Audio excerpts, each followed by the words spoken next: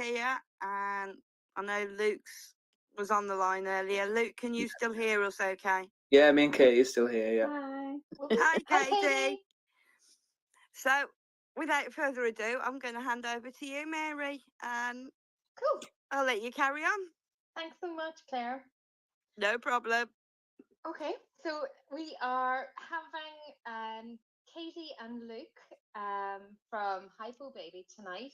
And if you don't know Hypo Baby, they're baby_hypo on Twitter, and they're on Instagram as well. Katie and Luke, I've written this trying to be funny, okay, so bear with me. It's only a tiny little introduction, but I'll get them to talk about themselves a little bit better. But I've got Katie and Luke share the CMO, CFO, and COO roles of diabetes management for their little powerhouse, Noah. But silliness aside, I'll let Katie and Luke better introduce themselves and to tell us a little bit more about their lovely family and where they're based before we get into the diabetes part. Katie, Yeah, Luke. Cheers, Mary. Thank you. Hi, everyone. So, yeah, we're Katie and Luke. We've been married for nearly 12 years now, and we've got a lovely 7-year-old boy, or nearly 7-year-old boy called Noah, who was diagnosed type 1 at 11 months old.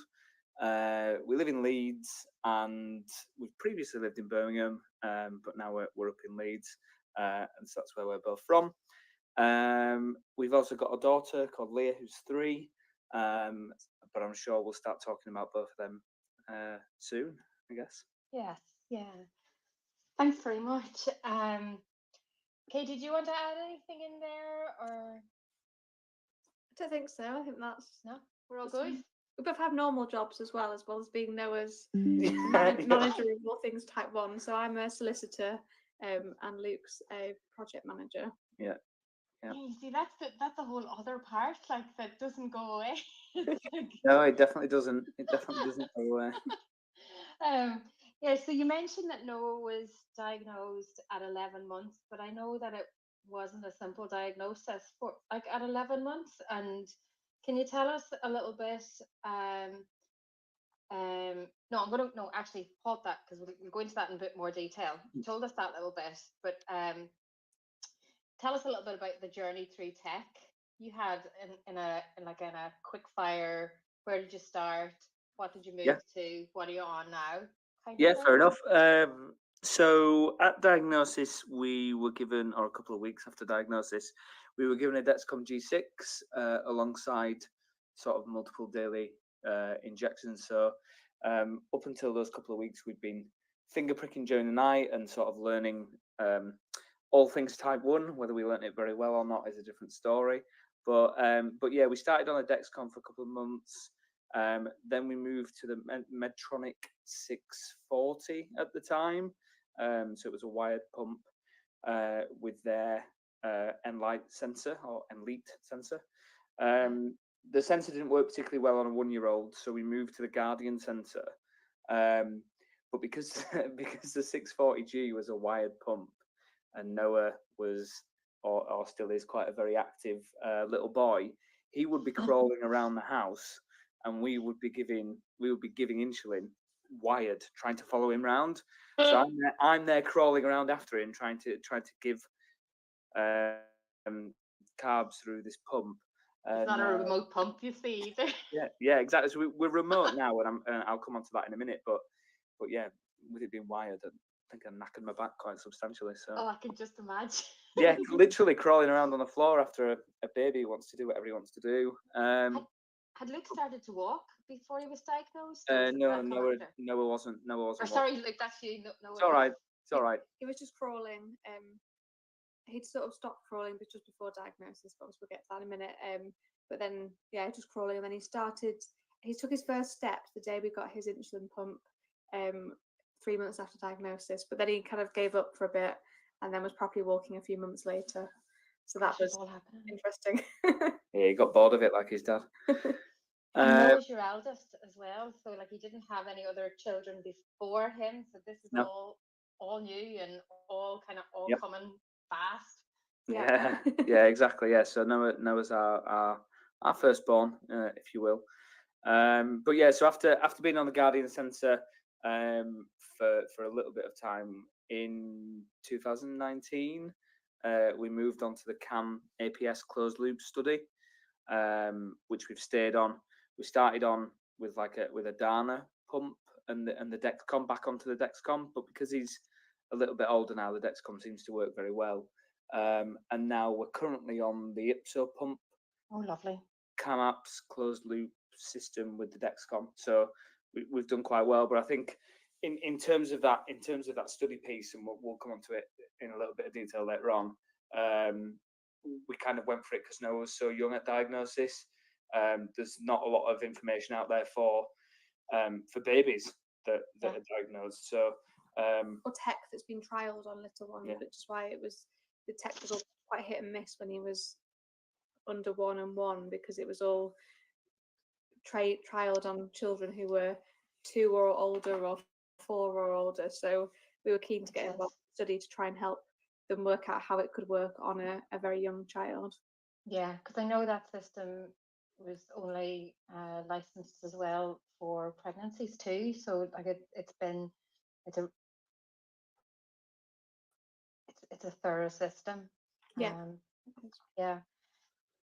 Gosh, you've been through an awful lot, and he's like only 7, and you guys just got started into all of this tech, like literally immediately. Like, it's incredible. So that's that little bit, and we'll talk about that a bit later, I'm sure. So for a bit of fun, what's Noah's best hypo treatments, favorite hypo treatments? You know, those ones that work when he's not so low, but you're trying to avoid a low, and those that are deeper lows to even. I'm going to say this, like, do you even get many of them these days with CAM APS? Or I won't be surprised if you do either, though. So yeah, we get a lot of hypos. we get a lot of hypos, especially during the night as well. And my sort of assumption there is that because he's so little, he's getting like minute levels of insulin, and anything that's quite a big bump can make him drop down. But in terms of treatments, we use. I won't say his favourite first. I'll come on to his favourite later. But we use lift glucojuice during the night. So if he's having a hypo during the night, he almost sort of dream feeds that in. So we give it to him via a straw. I get you totally. And then make him drink some water afterwards. If we've not got any juice, we'll use the lift glucotabs. But his favourite ones are you'll all remember drumstick lollies. When you were kids, they've brought out like a squashy sweet version. I assume you guys might use them anyway. But squashies are his favourite, sort of second with jelly babies there, and those are our go-to hypo treatments. Good taste. Lots of jars of them possibly around the house. Yeah, in his swimming bag, in his school bag, you know, just knocking around everywhere. It's just sweet central is our house. Those squashies are great though, because they don't go too sticky. Like Yeah, and you And babies go a bit hard after a while, but the squashies stay nice and soft. Yeah, exactly. Like they're portable. They're very good. Like we like them here ourselves, but find them hard as hypo treatments when we're in the house. Like they'll just eat a few too many of them. What's Noah's favorite superhero? I know he's 7 and he's just still. Is he still like superhero-y?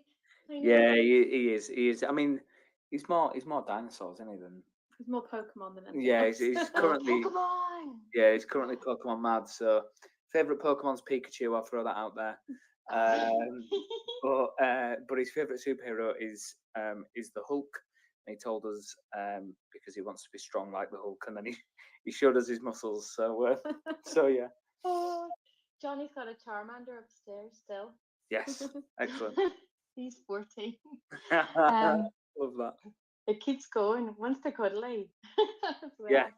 I mean, Noah's Teddy Pikachu that he's got is just not as yellow as it used to be. Yeah, it's not. Yeah, it's almost brown.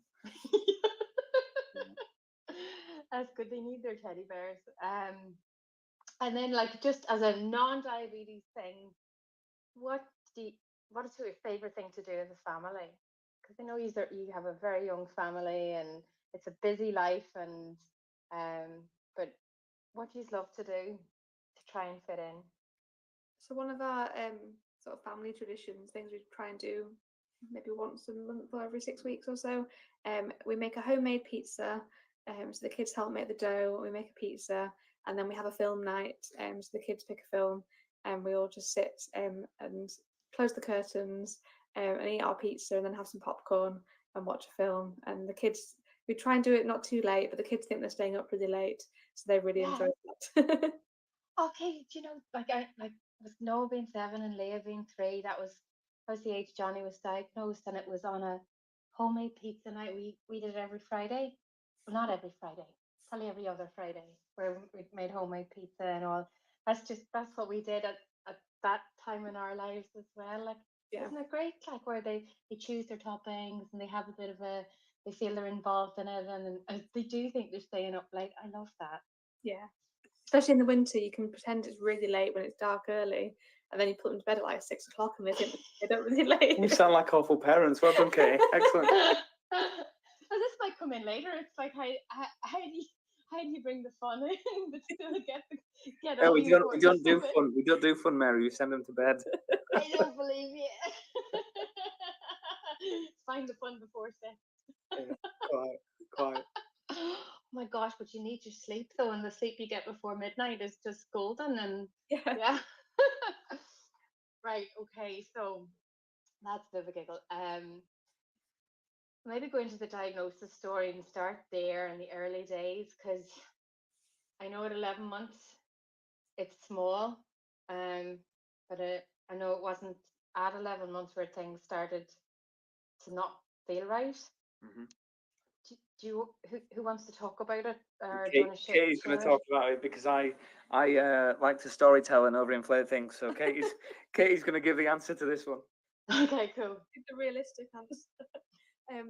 So I went back to work when Noah was about 9 months old. So he started nursery, and then a few weeks later started picking up various viruses and bugs and the usual sort of That's normal stuff. Yeah. But he just wasn't shifting them. He was getting poorlier and just wasn't quite himself. So we started taking him to the doctors, and I think we went to the doctors about twice a week for 4 weeks because he just wasn't better. We got given 2 or 3 lots of antibiotics, just been told to give him Calpol. He was drinking loads, but it was June, July time, so we kept being told, well, it's warm, he's drinking lots because it's warm. Yeah, but by drinking lots, he wasn't just drinking lots, was he? He was like in the bath, yeah, he was sucking water out of a sponge. He was that thirsty, and we just thought, oh, he's just been a kid. Is that what kids do? But actually, because you've no other kid to compare it to. No, exactly. No, there's no comparison at all. So it was, oh, is he just sucking the sponge because it feels nice on his mouth, or? But he was wetting nappies. He'd wake up during the night for water, not for milk, and he was wetting nappies during the night. We were having to change him because he was just sodden during the night. He was we were getting through a lot of nappies, and then the weekend before he got diagnosed, he came out in a rash. So we no, it was a full body rash, wasn't it? That he got first, and we took him to ended up at hospital, and they checked him out, and they said it was just a viral rash to keep on with the antibiotics we're on. Again, we mentioned the wetting nappies, all the drinking, but because it was summer, they weren't too concerned. And then a couple of days later, we still weren't happy because he just wasn't himself. Noah was one of those babies that he had proper FOMO, so he wouldn't nap unless you made him nap. So we used to walk miles to get him to nap in the pram, or have to have him in the sling and keep him close to get him to nap. So, but he was just sleeping during the day without any force or effort behind our part. So we weren't happy. Yeah. He wasn't being himself. So we took him back to the doctors, saw a nurse. But at this point, he'd also started to look thinner and wasn't eating as much. So we mentioned that. I think the advice was go and buy some purees and make him eat it. Joking. But they weren't too concerned because we'd been seen at the hospital a few days before. The next day, I still wasn't happy, and I took him back to the GP first thing in the morning. By this point, Noah was just lying in my arms and wasn't very responsive. But again, the doctor wasn't too concerned because we'd only been seen at the hospital a few days before, and they were quite reluctant to send us back to hospital because we'd already been seen. So it took a bit of persuasion to get them to get us referred to the children's assessment unit. So I made my way there. They weren't rushing us or anything. It was just to make your own way there in your own time. So I got a train into Leeds because I was too nervous to drive around the one-way system with a poorly baby. Luke was working in Leeds at the time, so he came and met me. And again, there was still no urgency. This baby who clearly looked quite poorly. We got a history taken by the nurse, and then the student doctor came and took a history. And all I remember was her writing things down like, Mum says he's lost weight. Mum says he's drinking lots. Mum says his tummy's swollen. Mum says this. Mum says that. And I just felt like such a neurotic mother. Like, I'm a first-time mum. I didn't know what I was doing, and I just felt like I was just being really over the top. And then they weighed him, and he had lost weight since the Saturday. So this was the Wednesday. He'd lost weight since the Saturday, which I pointed out to them that how much he'd lost. And then they said, okay, well, let's get a urine sample. This was the first time in 5 weeks that anybody asked us for a urine sample. Oh my goodness. So at this point, Luke decided that he would take himself off to the toilet whilst I sorted out the urine sample. Well done, mate. So I gave Noah a drink of water. Yeah. I gave Noah a drink of water, and within seconds he'd weed it out again. And So I'd gone to the toilet, and the toilet was not even 50 yards down the corridor. I'd walked out the room, gone to the toilet, done my business, walked back to the room, and in that time Noah had had a drink, weed it out, and the sample had been taken away in the time that I'd just gone to the toilet and washed my hands. Minutes. Yeah. And then within seconds they were rushing us through and saying, we know exactly what's wrong with your baby. We need to take bloods immediately. So they'd been talking about doing the special cream and doing it gradually, but they were like, no, we just need to get bloods out of him straight away. He put up a fight for a few minutes and then he gave up. He was just exhausted. And they got straight to an insulin drip, and they said he's got type 1 diabetes. My initial thought was relief that I wasn't a crazy person, that I knew that something was wrong with my child and that something was wrong and they were going to sort it. And then I think the reality settled in that we didn't have a clue what we were dealing with, and we were going to have to learn how to look after our baby all over again. So it was pretty traumatic. He spent the night in ICU because he was so poorly. He was in DKA.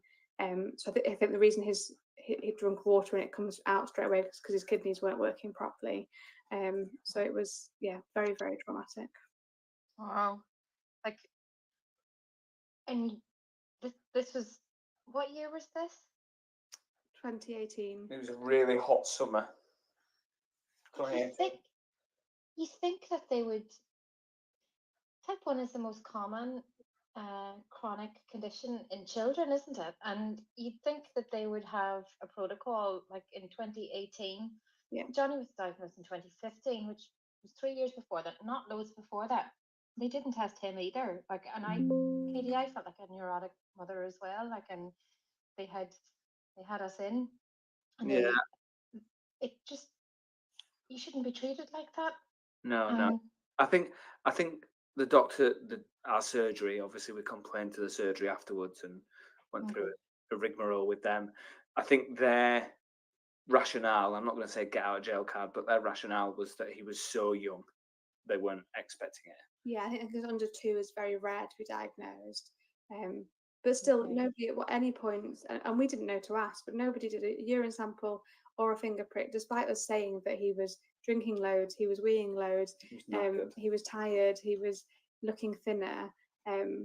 All the T's. And obviously we know the signs now, but we didn't know the signs, and we were seeking help from medical professionals, and I think a day or so later, and it would have been a very different story if we hadn't kept pushing. If I hadn't gone back to the doctors on the Tuesday, on the Wednesday, and made them do something, it could have been a very different tragic outcome.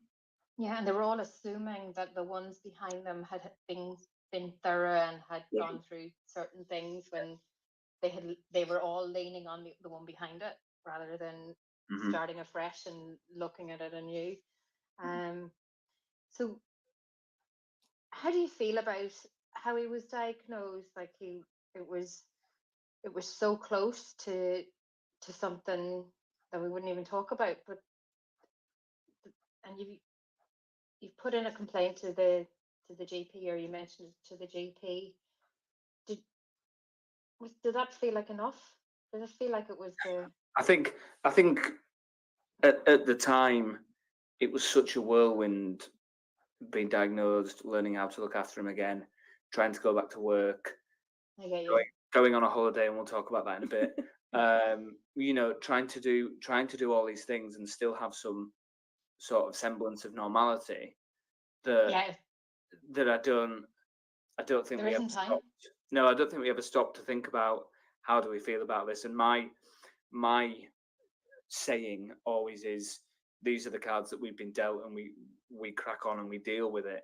And I think we were just so grateful that he was okay, Yeah. that there was that we could get through it, and that we got to take him home, and we were just learning as a family. But we did.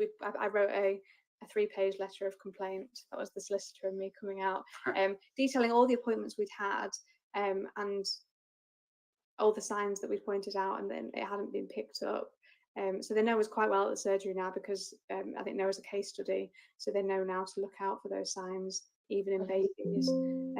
But it's sad that it had to be our child that has to be the case study, that we were the ones that had to raise this as an issue. Gosh, I'm glad you were able to articulate that so well to them, that it would have such an impact in the surgery too. Do you think it like the experience that you had with Noah's diagnosis has affected how you manage like his condition since? I think at the beginning we were probably overly cautious with everything, and probably calling the hospital more than we needed to, and Precious. especially whenever we got ketones, being straight onto the hospital about what do we do, how do we manage this. And we've got more confident in our own abilities and our own understanding over time. But I think there's still just that. I think just knowing how quickly diabetes can be serious, and how quickly his bloods can get high and ketones can develop, and how quickly he can go low, and how quickly he can go very low. That makes so much sense. Yeah, I think we probably, I think we're quite cautious in how we manage his diabetes. Like, how long do you think it took for you to settle? I'm gonna, like, I know I said it like a silly word, even like that, like you do get a bit of a settle, but it's not like you're never watchful and never careful. But can you remember when you guys realized that you knew what you were doing? I don't know. I think because it's always changing as well. But him being so little, there was always something new. So as he was growing, there was new things to think about, and as he was getting active, it was. Sure, he hadn't even started walking, and then you have. That's the thing, ratios and were he wasn't really talking. He could say a few words when he was diagnosed, but obviously he started learning words. So when a baby saying the word cannula was just very strange. But yeah, so things like that, and it was things like when he stopped wearing pop-up vests because we did potty training, and all of a sudden we were like, oh, his cannula is now like exposed, and it's not tucked into a nice neat vest, and it's not contained anymore. And it was, oh, well, we've got to now figure out how just trousers work with a cannula on his waistline. And I think there was just constantly things. So maybe it probably took a couple of years for it to settle down. So we probably got more confident during lockdown. It was just 3 of us at home for months on end. Right enough. Yeah. We had to just get on with everything. Just the 3 of us. We didn't have any outside help for so long, and we just, I suppose we got used to managing it, and because we were doing it 24/7 rather than nursery being. It was just us. Yeah, you kind of like, I have this analogy every now and again when things have changed, and I need to we need to stop and adjust things and see what's going on. I feel like I would love to live on Mars for a couple of weeks, just and that was kind of like what lockdown was like, where you were just in the middle of nowhere, nobody was around you, and you could just work out things. Yeah, and there was nothing else interfering, and you could get to places a little bit quicker, control things a little bit, like in in a more comfortable way. Yeah. So you've got Leah as well now. When did Leah join the party? So Leah's 3, so May 21. She joined the party, so Noah would have been 4. Almost 4. Almost Yeah. 4. Was he in school? Not quite, no. So he's an August birthday. Like So so he was 3 3/4 when she was born. Yeah. And then she was a few months old when he started school. So he literally turned 4 and then started school a week later, which was fun. Yeah. Oh my gosh. I'm just imagining you preparing school with a brand new baby. Yeah. And look. But it meant Yeah. Katie's got to carry me around too. Yeah, you're right. it meant that I was on maternity leave, so it meant that I was on hand. So we got school trained up. I think on the Monday. Noah didn't start properly until the Friday. So then the Tuesday, Wednesday, Thursday, Noah, Leah, and I both went to school every morning, so that a different member of staff could learn how to do a finger prick and how to give insulin. Yeah. So they were getting practical training. So I'd be like, "He's about to have a biscuit. Is this many grams of carbs?" And they would do it, and so that I could watch them giving insulin and watch them doing a finger prick, so I could sign them off and say that I was happy that they could do it. And it also meant that he got to know the school, because again it was still just post-COVID, but everywhere was still quite tight with restrictions. We didn't ever get to do a stay and play, and we didn't get to look at the room. But he got to go in every morning for the week that before he started. So he got to know the staff and he got to know the school, which was a benefit that a lot of his friends didn't get. So and we literally live across the road from school, so it's very, very handy. Good forward planning. It was very good forward planning when we bought the house before we had a child. But Wow. it's very Good. convenient, so we can literally be there in seconds. And we currently try and work. One of us always works from home. Again, post COVID, there's some good things out of COVID. So one of us is always at home, so we can nip across the road, change cannulas, do anything that needs doing if we need to. Do you know what? Johnny's 14, and one of us always works from home. Yeah. Like, just even. I don't know if it's a comfort thing, but I know we can cope fine now. But like, it makes it. You feel like you always need to be able to run if you need to run. Yeah. Just having that in the back. With the diagnosis that Noah had, and now all the like recent information and access to screening now, and Leah's 3. How do you feel about that? Like, and the DK diagnosis, and have you considered it, or? Yeah, so we've been talking to the hospital about getting Leah tested on the ELSA study. I'm very keen to get her tested, just so we're sort of forewarned, so we can find out. And also because it's a research study, if it can help Noah in any way and other children with diabetes, then we're keen to do that. We both did the T1 DRA study recently to get ourselves tested, and we've done other research studies over the years because of Noah being so young. We want to help people understand it a bit more, and if I can do more research, then that's always good. But we are going to get Leah tested just so that we know what we're dealing with in the future, if anything. So I think the hospital they said we didn't need to because we know the signs now, and we'd be really on it if she ever started showing the signs. But I think it's still just that wanting to know, if we can know, and finding out a bit more. Absolutely, and there's the bit about like there's tocilizumab that's available in the US. It's not available here, but like you'd like to think that it would be very soon and within the next number of years. And I'm with you, Katie. Like, if you know a little bit about what's coming, then like maybe there's something that can be done. There's trials on, like there's trials happening. Just like to mention that there was a message popped up on YouTube. Well, it's been shared on our YouTube channel from Noah's Auntie Sarah. She says, "Oh, a very proud auntie listening." Oh, I know. Thanks, Sarah. And I don't normally see messages, and it just popped up, and it was like kind of twinkling in my eyes, and I need to write that down and say that, because it's the little things that matter, isn't it? Yeah, definitely. We've got a very supportive family. Oh, it just makes such a difference. So, like, you guys you're a very young family.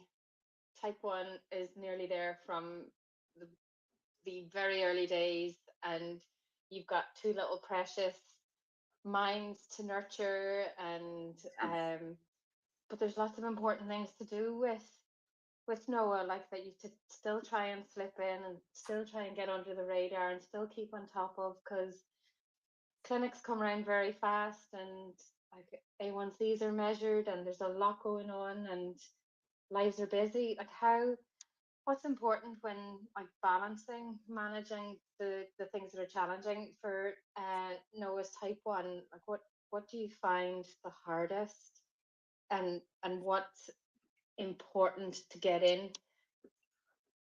Does that make sense? That does make sense, even though I've just looked at Katie and said, "What am I meant to say here?" We did So practice. what's important Yeah, we did to have a keep look on at it. top of, no matter how hard it is? So I think there's two things, or three things really. So the first one is Noah safe? Like, whoever he's with, is it school? Is it my mum? Is it Katie's parents? Is it Beaver Scouts? Is it the church youth group that he goes to? Is he going to be safe in the care of that person or set of people? That's sort of the first thing we think about. The second one is ensuring that we've got communication between those sets of people. So that'd be that us and his teacher or teaching assistant, or again, people in church, people at Beavers, people at wherever he goes. Have we got decent communication lines there? And with the study that he was on and now isn't on, but is still using, the closed loop comes with a phone. So we've installed WhatsApp on the phone. So if any of those people need us, they've got something that they're familiar with. Everybody's got a phone, or the majority of people have got a phone. Yep. They can open up the phone, they can WhatsApp us, and we can run through anything. We've got the follow app, or I've got the follow app, because it doesn't work for Apple. Just going to say that Android's better than Apple. It doesn't work for Apple phones, so I've got it on mine, and I can see everything in real time. Whereas I've got a 2-hour delay on my. Katie's got a 2-hour delay on her Apple phone. My But gosh, we're a mixed family here too. yeah, but yeah, Katie can. Sorry, not Katie can. We're in a group on WhatsApp where me, Katie, and Noah's phone are there. So if any of those leaders, teachers, people have any form of questions, they can just drop us a quick WhatsApp. One of us will pick it up. Again, like we said, during the day we like to be at home, or one of us likes to be at home to do anything that we need to do. But equally, if we're both out, we've got WhatsApp, and it's there and then. So keeping Noah safe, decent comms between us and whoever. And then the third one, I always like to say, is following the golden rule.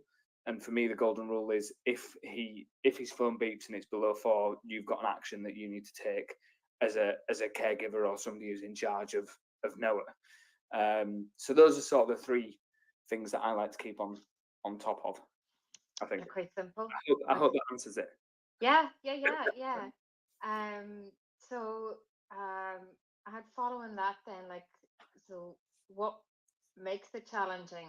So you've got your safety net, you've got your comms connected, people can put messages in, but like Noah's 7, and I know it's different at the different stages. Like, you've got, like, you even mentioned, like, kind of vests and holding the pump and where to store it, and like what's these challenges now at age 7? Yeah. Lack of sleep. Why For you say you that? or him? What do you mean? You always sleep, you liar. Luke gets up in my arms. I tend to sleep through them, so I'm very lucky that I've got Luke to wake up for a lot. Yeah, so I think tiredness on my part is a really big challenge. I, like Katie said, I do a lot of the get-ups. Katie does a lot of the admin. Katie does a lot of ringing Dexcom and doing all that kind of stuff, making sure I'm organised. So Katie definitely does pull away more than I do, but I get up during the night, and that is one of the hardest things. I've had days where I've been in work and I've just had total mind blanks. I had to ask a guy at work if he wanted milk in his tea 5 times one morning, because I just I just wasn't computing what was going on.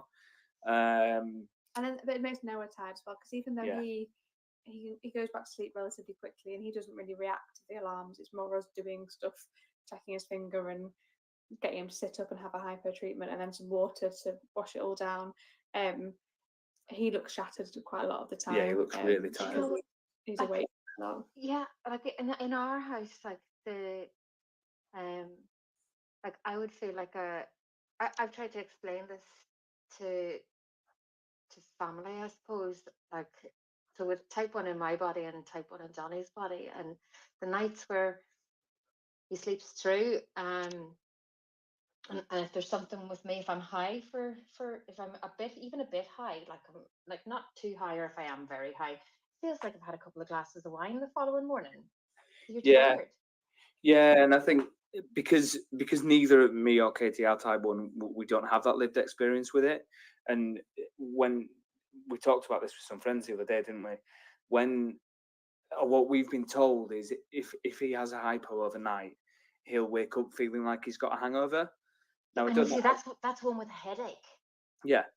So when he The was hypos with a headache. when he was a tiny baby, like 2, he was waking up. Cheers, Mark. He was waking up with screaming because he was in a lot of pain, wasn't he? He was, he's 2 and he's got a hangover, or he's got hangover like symptoms. Yeah. So we've always found that pretty tough. The fact that we don't have any lived experience of this, and we're just going on signals from him or how he feels or how he says he feels. And we can manage it as best we can with what we understand, but we still don't know how he feels and how it's making him feel, or how. Yeah, so I think that's really difficult. And obviously, he's getting to the age now where he can articulate that he doesn't like diabetes and that it's not fair. And it's so hard because we can do everything we can, but we still can't put ourselves in his shoes and understand.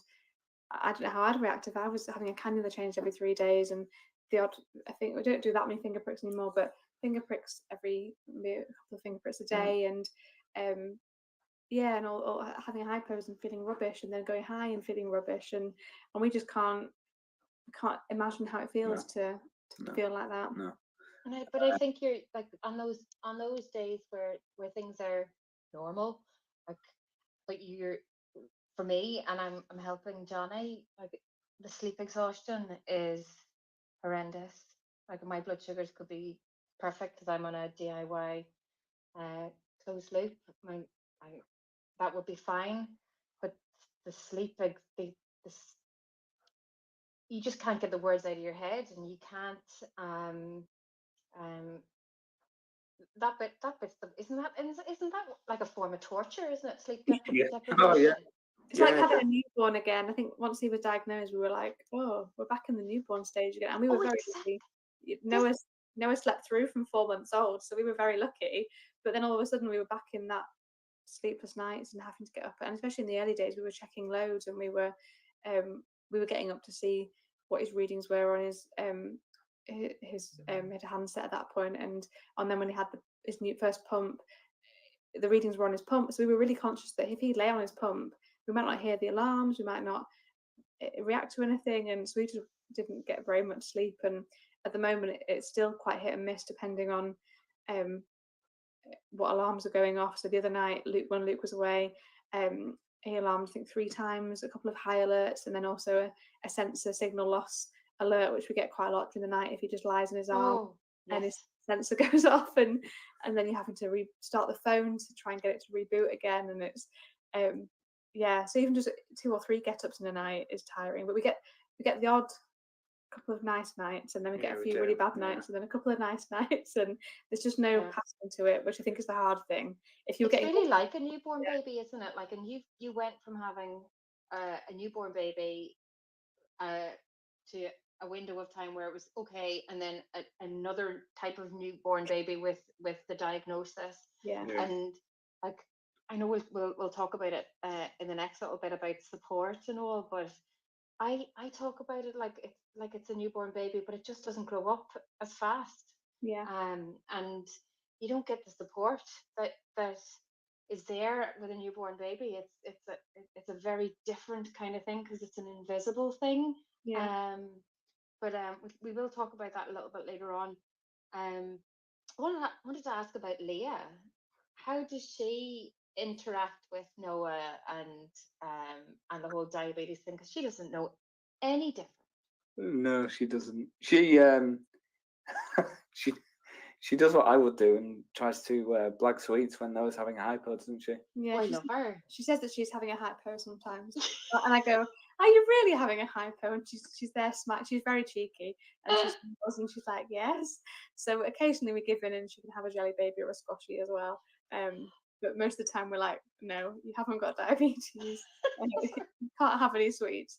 But obviously that's hard for her to understand. But a lot of the time, I think it's more that her needs have to come second sometimes. If something's happened, like Noah's sensors stop working, or something change up, we have to do a cannula change, or he's having a hypo and we need him to sit down still and give him a hypo treatment, or if he's just not quite right for whatever reason, then even as a baby, I'd have to stop feeding mid-feed, put her down and sort him out when it was just me at home. And she's quite chilled out, and she doesn't seem to bother her, does it? She just gets on with it, and she just seems quite unfazed. Aside from that specific example where she was a baby and her needs being met, I don't think she notices that much because we've got such good control. Yeah, I think we're quite good at just getting on with it, managing it as we go along, and very different to the early days where a bad hypo would send me into a tailspin for a day or two, and I'd be panicked if we had a couple of hypos in a row. And I think these days we're so used to it that we just go, okay, get yourself a jelly baby, and sort of just growing up as well. Yeah, and it feels a lot, not easier, but it's more manageable now that we understand it better and that we've got systems in place, and the tech's really good, and we can get on with it. But that makes sense. Sorry, go on. I was going to say that makes sense because, like, when you've got like a sense of you just got your backups everywhere. You say you've got squashies in all over the place, and it's just a matter of there's no stress. It's like, oh, such and such, go do this. You need this. How about that? Go get a juice.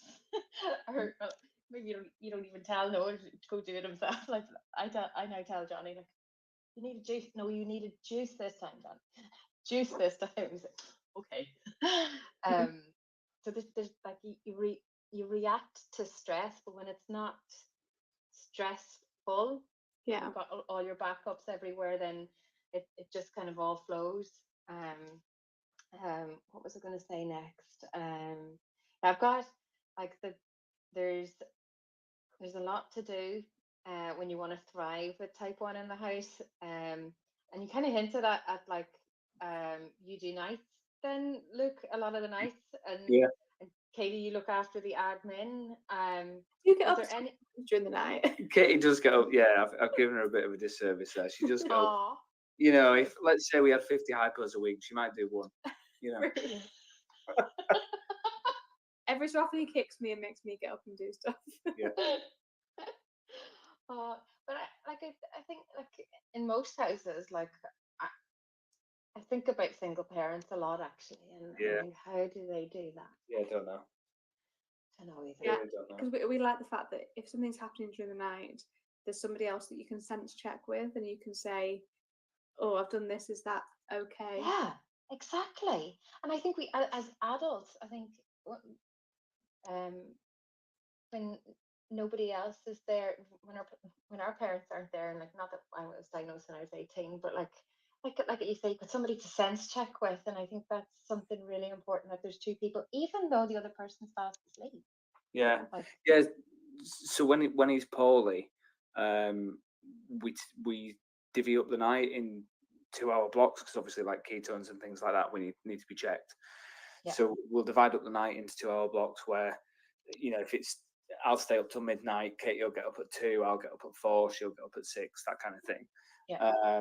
And we'll message each other, we'll WhatsApp each other during the night to say, you know, ketones were this, bloods were this, I took this action, and then I go back to sleep.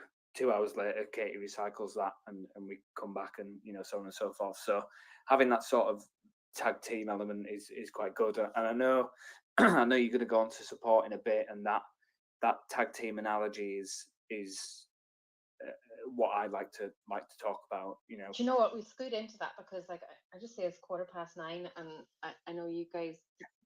I'm ready for bed, Mary. I'm not going to lie. I know, me too. This is touching on my bedtime. Yeah. So, right, let me see, what have I written here? I've got, how did Noah's diagnosis change your lives? First of all, like, even though it had already changed very recently with his birth as a newborn, like, you said you just go back to work, Katie. Yep. How long? What happened then? Because that, like, you went back to work at 9 months, and then he just started to get sick. Yeah, literally straight away. Yeah. So there was a lot of. I settled in gradually, so I kind of eased myself in doing 3 days, and then built up to my 4 days that I do, and then there was a lot of time when I think I'm coming to work all the time going, he's still poorly, I don't know what to do, and then obviously then he was diagnosed, and we were like, we can't come back to work for a bit because we have to learn all this stuff, and the hospital I think gradually told us what was going to happen. So obviously initially it was just making sure he was well, alive. After the diagnosis, and then it was we were going, so when are we going home? And they were like, oh, not for at least a week. And we were like, okay. And we're like, and then when can we go back to work? And they went, maybe not for 3 or 4 weeks. And we were like, okay. So how long is this time period then? We had 5 weeks off work in the end. Wow. So we had a week in the hospital, then we came home. I think a day or two later, our diabetes nurse and a dietitian came out to visit us. And then so we then had 2 weeks at home, and then we went to Spain for a fortnight. All right. So let's just caveat that sentence. So we went with Katie's family, extended family, friends of family. So it was quite a big group around us. Oh, And that's different. the hospital, well, they paid for it, Mary. So you know. Listening. Oh yes, Sarah's listening, and Jill's listening. Oh no.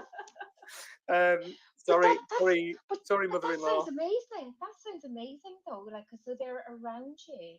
Like, Oh, it was amazing. So the hospital agreed to it. Yeah, we the hospital at first we were told you're definitely not going on holiday, and then as the hospital got to know us and we got trained up, they were like, actually, it's probably a good time for you to go away and learn. And my dad was taking his laptop so we could download Noah's data, so the hospital could look at it off his Dexcom. We were calling the hospital. We spoke to the hospital a couple of times to Noah's nurse 2 or 3 a couple of times whilst we were there. But it meant that my parents and my sister could get trained up at the same time as us listening, and it gave us that headspace to kind of process what had happened in the last. You could get like little mini breaks where you knew you were safe. Yeah. And whilst we were away, Noah's diabetes nurse went into nursery and got them trained up, so that when we came back, they were trained up and ready to have him back at nursery. So it gave us that headspace and that time away, but also to train everybody up and for us to learn, because the hot weather caused a lot of hypos that year. The year after it caused lots of highs, so it varied, but it meant we were learning about how variable type 1 is and how to manage it. Yeah, I think going back to talking about your mum and your sister and your dad and all that kind of and extended family friends there, we would learn one thing, we would then pass it on to them, and that was the same with them as it was with nursery. So Noah's nursery at the time were learning like we were. As Katie said, they had training when we were on holiday. We came back in and said, right, here we go, you've got a care plan, you've had some training, we're doing this together. And then he was having injections, so the nursery staff were giving those injections, and then he got his Dexcom, so they had to learn, how to use the Dexcom transmitter and all that kind of stuff. And then he went from multiple daily injections into pump, so we had to train them on the pump, and then he had a new sensor and all that kind of stuff. So it was literally like, this is all within months or so, like first few months, isn't it? Yeah, within 3 months. Madness. Yeah. Wow. Yes. Gosh, I'm just thinking of us, and like I would try and plan a tech change, like over a holiday, like finish at one at Easter, say, and start on a new thing after Easter. But like you're probably just rolling straight into whatever the next thing. Yeah, we were. Yeah, we were. I think we were literally. We got the pump, and then the next day showed nursery how to use it. We got given a dummy pump from the hospital that we took into nursery. I think a few days before to show them how it worked and the basics of it. But it was literally, we've just learned how to do this. Now it's your turn. Literally the next day.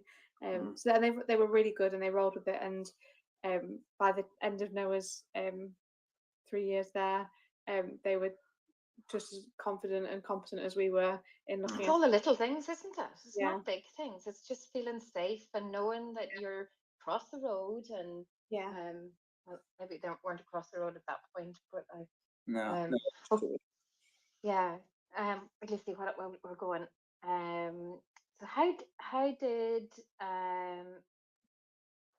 did support compare to how it was at the beginning with Noah, like when he was born, like you've family around, and I'm just thinking now this holiday made that bit. Everybody should go on holidays with Yeah. the family.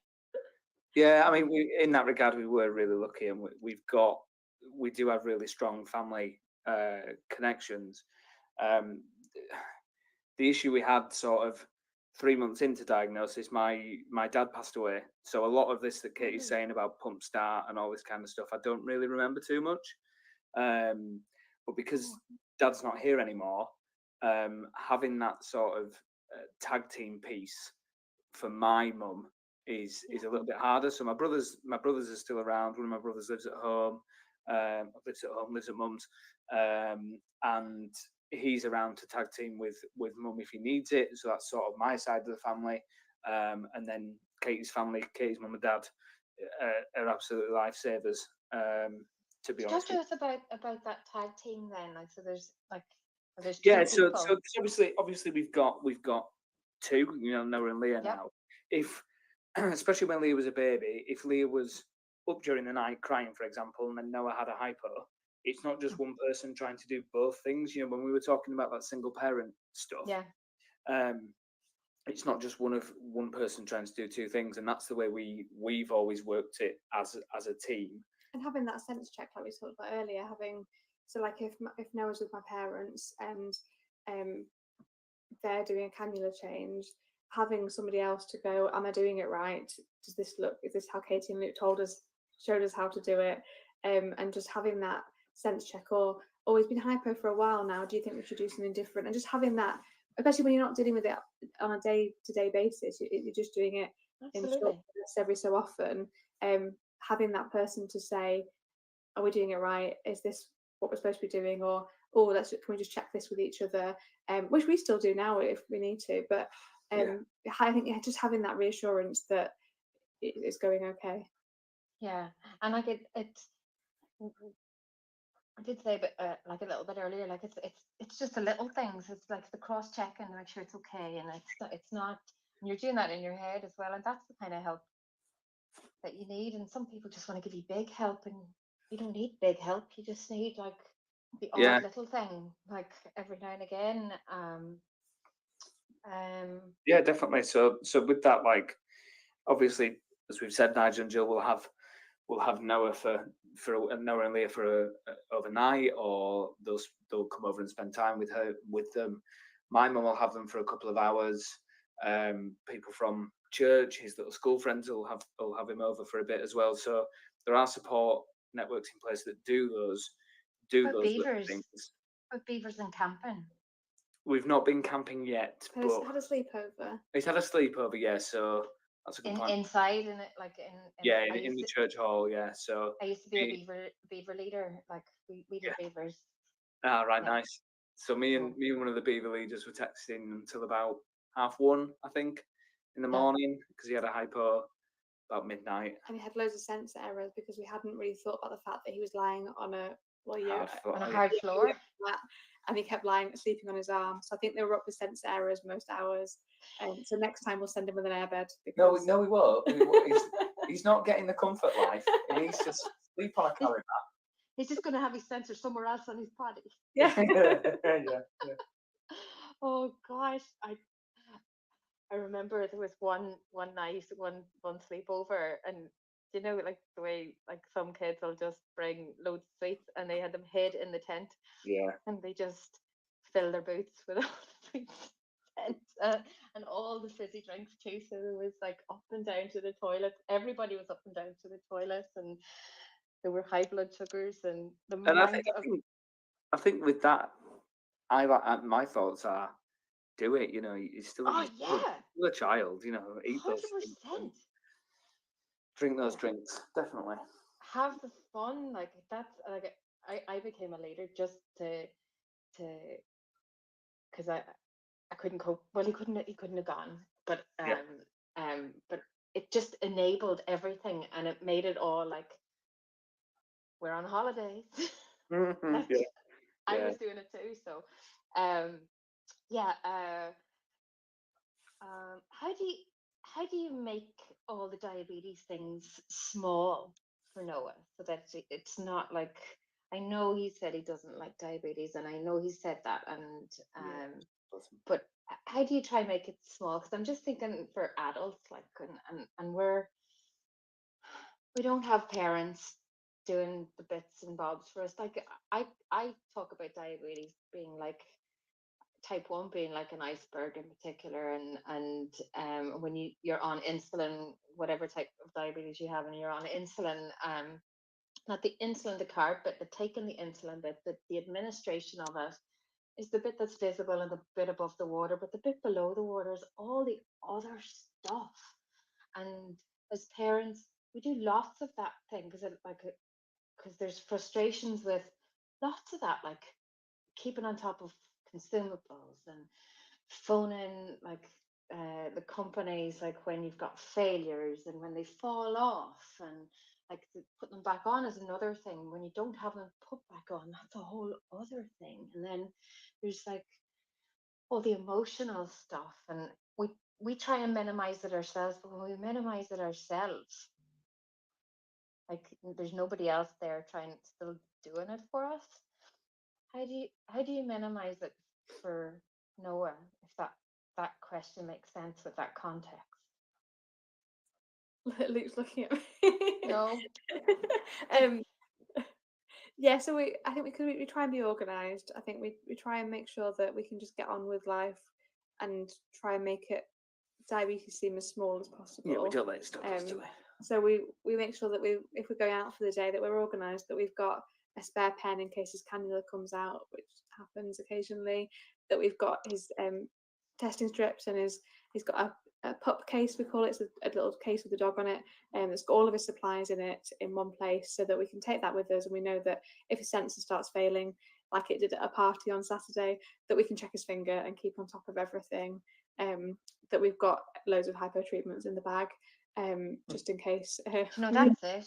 It is just that, like, because it's when you're not organized, things go wrong.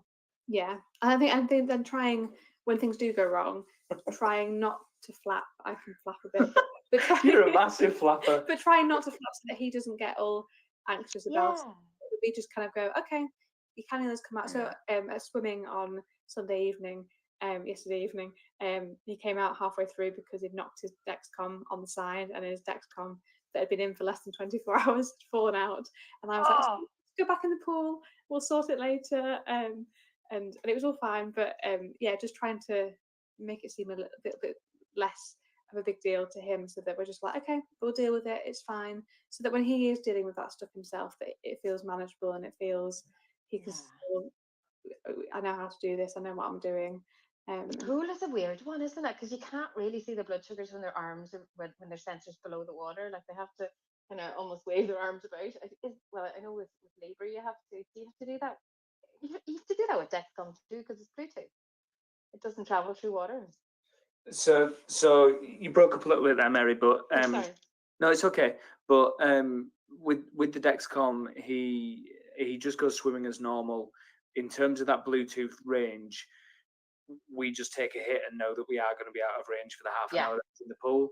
So he'll have a biscuit and a sweet beforehand or something along those lines, just to steady him off. And there's been times where he's got out of the pool and he's having a whopping hypo, like that has happened. But we're just conscious that we'll take the hit, and then within a couple of minutes back in Bluetooth range, it connects up anyway. Apart from yesterday when it came apart out. apart from yesterday. But I had his case, so I could check his finger as soon as he came out, and he was up. Yeah, he was 7.9, so he was fine yesterday. Oh, brilliant, But brilliant. go Guys, it's 9:30. I'm just giving you like letting you know, like, so Oh yeah. are you okay, like, to do the last section? Yeah, Yeah, go that's for it. fine. Yeah, Yeah. yeah. Yeah. Um. So this bit is about what brought you into the diabetes online community and awareness. So when did you start trying to increase awareness about type 1? Like when did Hypo Baby start? Hypo Baby started whilst we were in Spain. That Wow. 3 weeks after diagnosis. I think because we had the headspace, and we were trying to find help from people who had babies that were diagnosed, and we just couldn't find anything of anybody for under twos that had been diagnosed. And we were also we're still reeling from the shock of diagnosis and how he was diagnosed. So we wanted to raise awareness to make sure that other people knew the signs and knew what to look out for, and could see what had gone wrong with Noah's diagnosis. So I think our first blog post or second blog post is diagnosis story. It's been 6 years almost, and I haven't been able to read it back myself. I keep every year I'm like, maybe I'll read it this year, but I think I find it a bit too upsetting because it would have been so raw at that time as well. Mhm. But we wanted to raise awareness. We wanted to to not let any other parent be in the situation that we were in on diagnosis. And I think our first blog post got over 1,000 hits because a friend shared it in a GP's doctor's Facebook group, and lots of people read it. So hopefully it will have raised a bit of awareness with the GPs that read it, that babies can be diagnosed with type 1. Yeah, and Katie really likes to write things down as a let's call it a coping mechanism. Yeah. Whereas I don't. So I spend a lot of time on Instagram, and raising awareness through stories and reels and stuff on Instagram, as opposed to writing full blog posts about it. But I think 3 weeks in, it was just, we need to get out of this headspace and put something somewhere, and pen to paper at that time was probably the right thing to do. And like we've said, we've had a fair few hits on it. In fairness, since Leah's been around, we've not really blogged as much as we should have done, or wanted to. Should have. No, exactly. But yeah, life just gets busy, doesn't it? So I think it's when somebody's in your shoes somewhere else, and they're searching like you were searching, and they find even that one blog post, and then they find you then out in social media just telling the stories, like, and that's it's just like the little bits of help. You don't need big long things. You just need to know that you're in the right place, and these are the right people, and you just need the little things. And I mean, there's people that I've never physically met who I will willingly message at 3 a.m. in the morning, because I know that they're going through the same SH1C that I'm going through. Yeah.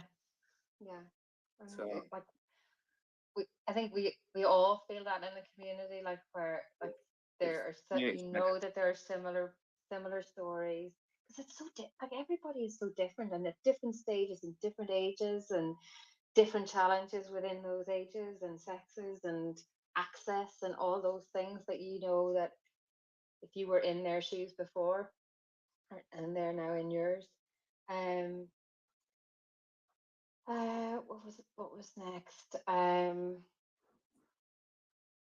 Oh yeah, I wanted to talk about, just before we go, about like about how you feel emotionally supported, like as individuals, as parents, as a family, by your healthcare team. Do they do they do they just help with Noah's stuff, or is there anything that you get from your healthcare team that helps you? Yeah, so the team at Leeds are really, really good in terms of emotional support for all of us, not just us as parents, but for Noah as well, sort of like emotional side of it. Brilliant. For him, yeah, it's brilliant. But in terms of for us, in the clinic meetings, the quarterly clinic meetings that we have, there's the clinician, there's a dietitian, there's a psychologist, and we can have conversations with that psychologist about our specific, sleepless nights, or this is happening with Noah at the moment, and how is what's affecting Noah, how is that affecting us, and that kind of stuff. So those discussions can happen, and I think they've offered some extra sessions if we need it. Yeah, we get a form to fill out at some appointments to Brilliant. say how we're feeling, not just how Noah's feeling, but how it's affecting us, and if it's making us feel overwhelmed or stressed, so that they can signpost in the right direction if we need extra support from the psychology team. So we get that support. And Noah gets play therapy with a play therapist at the hospital, which is fantastic. Just a safe space where he can talk about how diabetes makes him feel, but also understand that his emotions are valid, and how to deal with those emotions has been really, really helpful for him. And play therapy is a bit like talking therapies for adults, isn't it? Yeah. Yeah. That's so great to hear, because it's not everywhere that you're asked. It's like there's a tiny amount of resource, but it's only if you ask, Yeah. which is different. Because when you have a child with type 1, you don't necessarily have the condition yourself, so you don't put yourself first, even though there's that whole analogy of, in an airplane disaster, you put your own air mask on first, because it does start with us. I'm so glad to hear that. So then, I think we're pretty much there.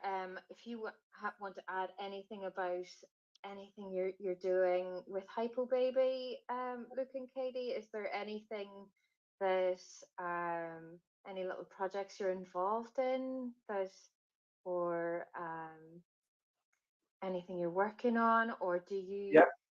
Yeah. Do you want to go? Do you want to throw something in there? Yeah. So I've been working with Digibeat. I'm sure some of you will have heard of Digibeat.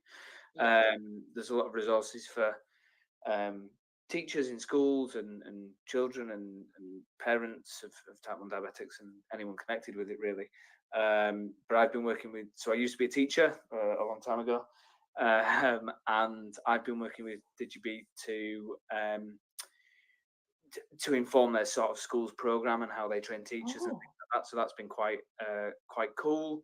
We as a family have also filmed with Digibeat around sort of a what do we want teachers to know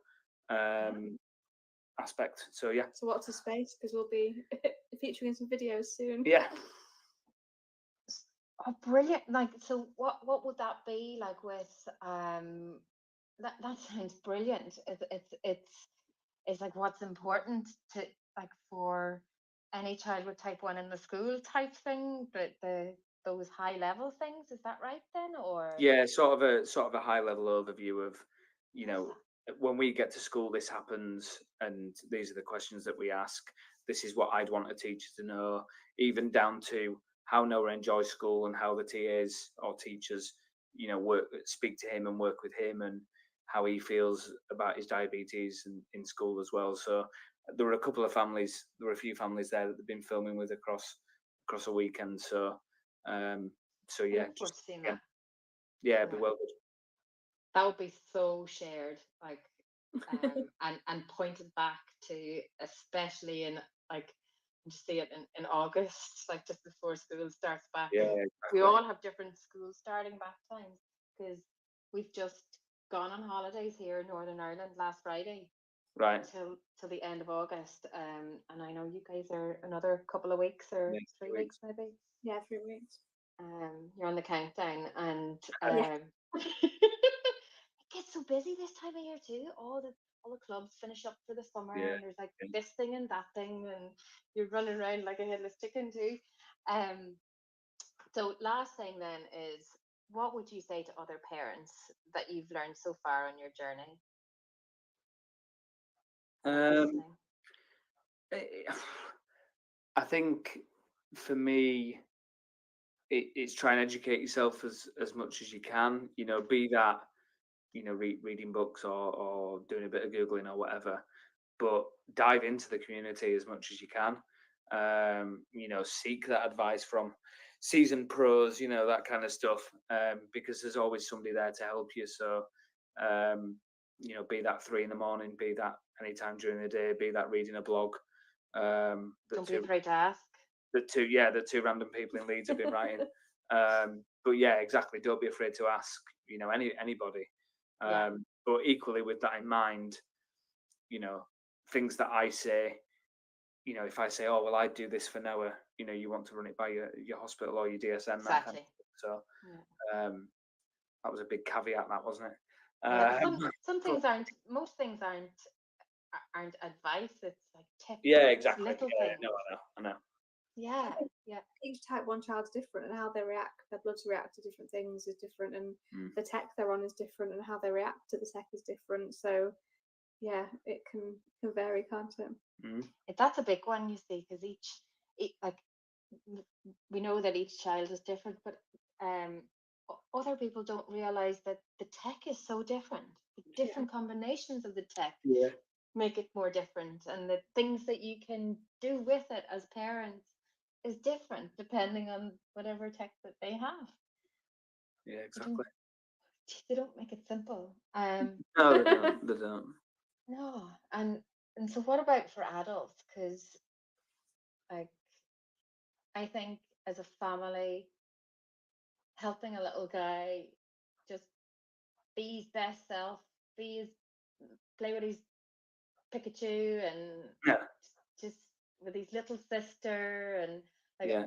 I've just written down be organized and I think just the most simplest thing, and I am remembering back to Johnny going skiing at Christmas, and the one thing that Adrian kept, my husband and Johnny's dad, and he kept saying to me if I was having the flap, Katie, like I swear, I won't swear, felt like I was going out no skin on for the whole time. Yeah. But Adrian kept saying he has everything with him. The boy had a half a case full of Haribo, Yeah. bagels, or all the other kids didn't bring any food, like he was just the food source, but he had everything. He Yeah. was organized, more organized than we ever are at home. Mm. But is there anything that you would say to parents other than that, like that would be a nice thing to leave it with them with? Give yourself a break from time to time. We might talk about superheroes and that kind of stuff. You're not Superman. Give yourself a break.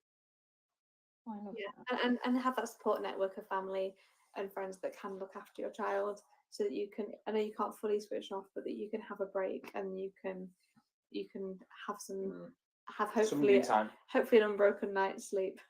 Find breaks, like whatever your life looks like, to find the breaks and give them take whatever break, whatever it looks like. That's nice.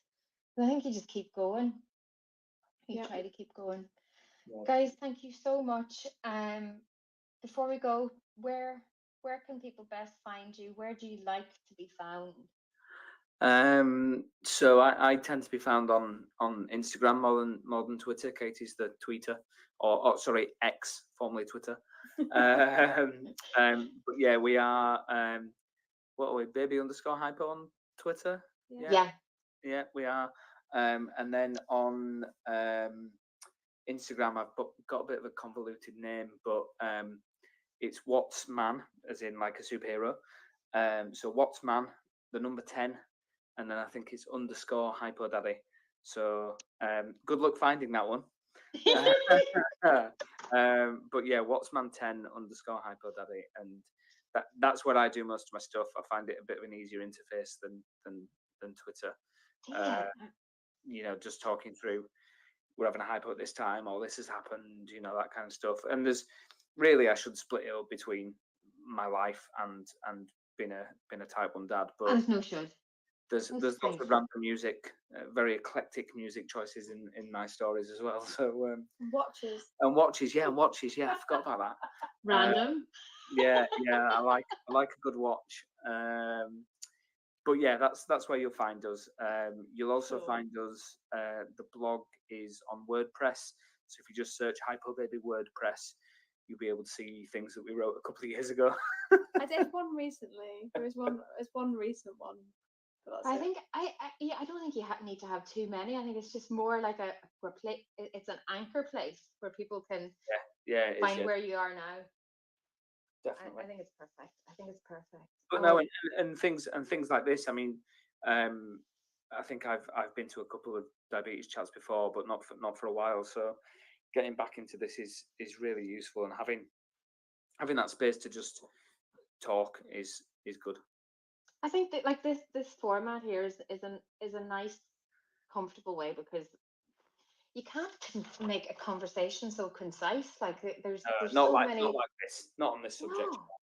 No, no, because you go down little wormholes and then you pop back out again and find yourself in another one.